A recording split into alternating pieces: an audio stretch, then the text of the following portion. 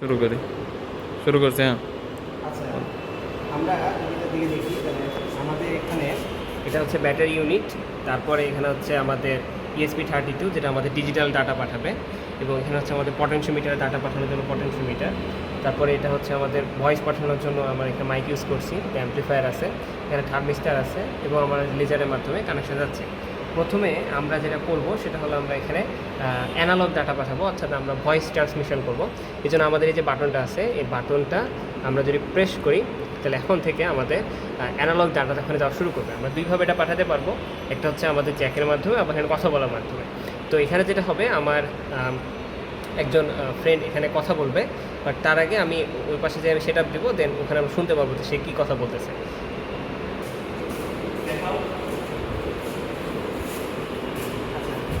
এখন আমাদের এখানে প্রথম যে কাজটা হবে সেটা হলো যে আমরা এখানে ক্যালিব্রেশন করবো। ক্যালিব্রেশনের জন্য আমরা যদি রিসেট বাটন ক্লিক করি তাহলে আপনারা দেখতে পাবেন যে এখানে ক্যালিব্রেশন হইতেছে। ক্যালিব্রেশন প্রসেসটা এটা আমাদের লাগবে হচ্ছে ডিজিটালের জন্য, অ্যানালগে আমাদের এটা খুব একটা দরকার নাই, বাট তারপরেও এখন আমাদের এখানে একটা বাটন আছে, বাটনটা আমরা যদি প্রেস করি তাহলে এই জিনিসটা অ্যানালগ, মানে এখন আমাদের অ্যানালগে করা যাবে। তো এখন যেটা হবে যে আমার বন্ধু রাহাত ওই পাশে যে কথা বলবে, ওখানে 1 থেকে 10 পর্যন্ত গুনবে, আমরা এখানে শুনতে পারবো। রাহাত ওদিকে যা।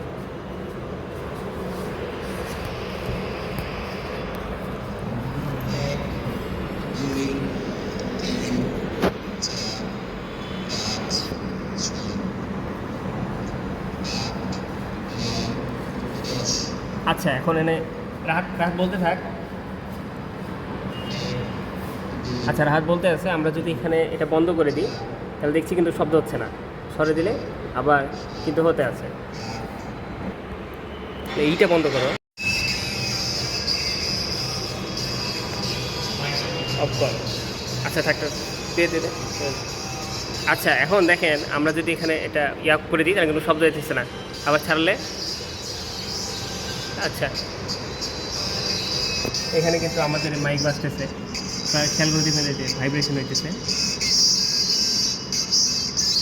আর সবচেয়ে বড় প্রমাণ হইতেছে, আমরা যদি এটা হাত দিই তাহলে কিন্তু আর কোনো সাউন্ড দিতেছে না, হাতটা সরাই নিলে। আচ্ছা আতিফ, তুমি ওখানে একটু ভলিউমটা কমাতো তো ফোনে। ওকে, আরেকটু বাড়াও। আচ্ছা দেখেন, ওখানে যে সিগন্যাল পাঠাচ্ছে ওই সিগন্যাল স্ট্রেন্ট অনুযায়ী আমাদের এই যে অ্যানালগ, এখানে কিন্তু আমার সাউন্ডটা কমে গেছে।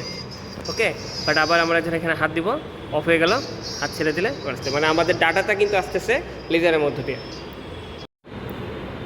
আচ্ছা, এখন আমরা যে কাজটা করব সেটা হলো যে আমরা এখন ডিজিটাল ডাটা পাঠাবো। ডিজিটাল ডাটা পাঠানোর জন্য আমাদের এখানে যে কাজটা করতে হবে সেটা, আমাদের এই বাটনটা ছিল, এই বাটনটা ছিল অ্যানালগ পাঠানোর জন্য, এটা আমরা ক্লিক করলাম। এখন আমাদের ডিজিটাল ডাটা পাঠানো শুরু হবে। তো এখন আমরা যখন এটা কিছু আসতেছে, এখন আমাদের রিসিভার প্রান্তে আমাদের যদি ডিজিটালটা নিতে চাই তাহলে আমাদের এটা আবার মোডটা চেঞ্জ করে দিতে হবে। এখন আমাদের ডিজিটাল ডাটা না হবে, এবং ডিজিটাল ডাটার ক্ষেত্রে একটা জিনিস খেয়াল রাখতে হবে, সেটা হলো যে আমরা ক্যালিব্রেট করে নেব। যেন আমরা যখন রিসেট করব, রিসেট করার পরে আমাদের এখানে ক্যালিব্রেশন শুরু হচ্ছে, ক্যালিব্রেশনটা শেষ হয়ে যাবে 3 সেকেন্ডের মধ্যে। আমাদের ক্যালিব্রেশন ডান। এখন আমরা ডিজিটাল ডাটা এখানে পাঠাতে পারবো। আমরা এখন আবার ওখানে চলে যাই। এখানে আমাদের আচ্ছা, আমরা এখন এটা প্রেস করলাম। এখন আমাদের এখান থেকে আমরা একটা ডিফাইন করে স্ট্রিং রেখেছিলাম, সেটা হচ্ছে আমার নাম নাজমুল সাকিব, সেটা এখন ওখানে আমাদের ডিজিটাল অন অফ কিংয়ের মাধ্যমে ওই পাশে যাচ্ছে। কারণ আচ্ছা, এখন আমরা দেখবো যে আমাদের রিসিভার প্রান্তে কী ডাটা আসছে। এখানে নাজমুল সাকিব লেখাটা চলে আসার কথা।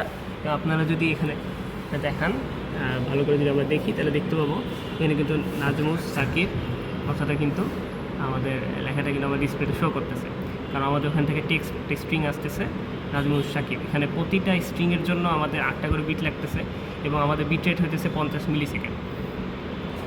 আচ্ছা, এখন আমাদের টেক্সট মোড অফ করে দেওয়ার জন্য আমরা যে কাজটা করবো, আমরা এই বাটনে যদি প্রেস করি তাহলে এখন আমাদের 2টা মোড থাকবে, একটা হচ্ছে আমাদের এই পটেনশিওমিটার, একটা হচ্ছে থার্মিস্টার। আচ্ছা, আমরা এখন টেম্পারেচার মোডটা অন করছি। এখন দেখি আমাদের এ পাশে থার্মিস্টারের ভ্যালু এখানে দেখানোর কথা, দেখি আমাদের এখানে টেম্পারেচারের ভ্যালু কত আসতেছে। আচ্ছা, আমরা দেখতে পাচ্ছি যে এখানে কন্টিনিউয়াসলি টেম্পারেচারের ভ্যালু আসতেছে এখানে 35। আচ্ছা, এবার আমরা মুডটা চেঞ্জ করব।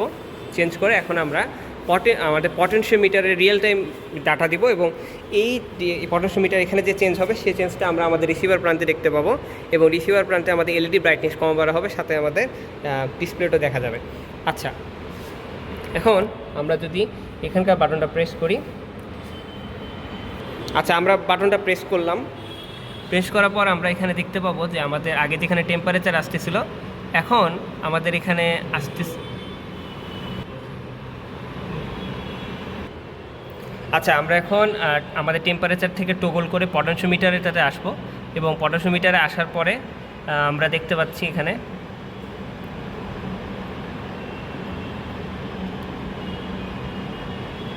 এই যে আমাদের পটেনশিওমিটার আসার পর আমাদের লেভেলস দেখাচ্ছে, এবং আমাদের এখন লেভেলস হচ্ছে 9। আপনারা দেখতে পাচ্ছেন লাইট আমাদের ডিসপ্লেতে 9 দেখাচ্ছে, এবং আমাদের ব্রাইটনেস কিন্তু হাই ব্রাইটনেসে করতেছে। আচ্ছা, আমরা এখন পুরোপুরি পটেনশিওমিটার 0 ভ্যালুতে নিয়ে যাব। তারপর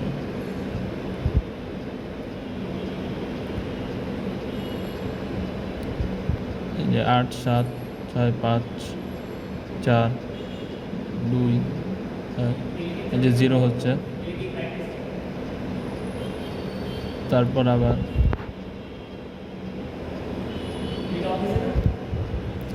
এলইডি এখন অফ হয়েছে। এলইডি আমরা ব্রাইটনেস এটা দিয়ে কন্ট্রোল করতে পারবো। এই যে এলইডি অফ।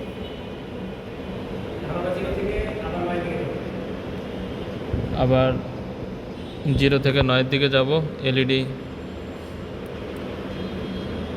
3 4 9